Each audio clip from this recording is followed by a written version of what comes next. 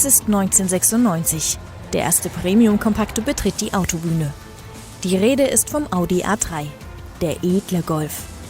An dem Konzept hat sich nichts geändert. 2020 präsentiert Audi den neuen A3.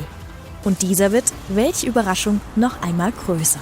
Die 4. Generation wächst um jeweils 3 cm in der Länge und der Breite gegenüber dem Vorgänger.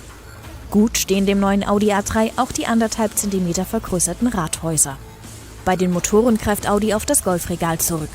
Das bedeutet 3- und 4-Zylinder, das bedeutet Benzin und Diesel und das bedeutet Erdgas sowie Hybrid.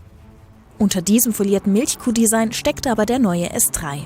2 Liter 4-Zylinder, 310 PS und Quattro-Antrieb. Der aktuelle Golf R lässt grüßen. Spannend wird es bei der Technik. Genau wie beim Golf gibt es künftig digitale Anzeigen und ein Touchbildschirm für das Infotainment. Bei der Klimaeinheit gibt es allerdings noch echte Knöpfe. Besonders punkten will Audi bei der Fahrdynamik.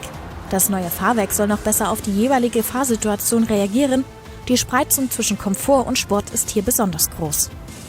Richtig Spaß garantiert der neue Antrieb. Das Antriebsdrehmoment kann bis zu 100% auf die Hinterachse geleitet werden.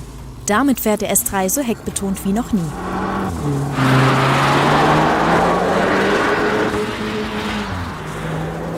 Wer jetzt Lust auf den neuen Audi A3 bekommen hat, auf dem Genfer Autosalon Anfang März wird er komplett enthüllt und ist im Anschluss direkt bestellbar.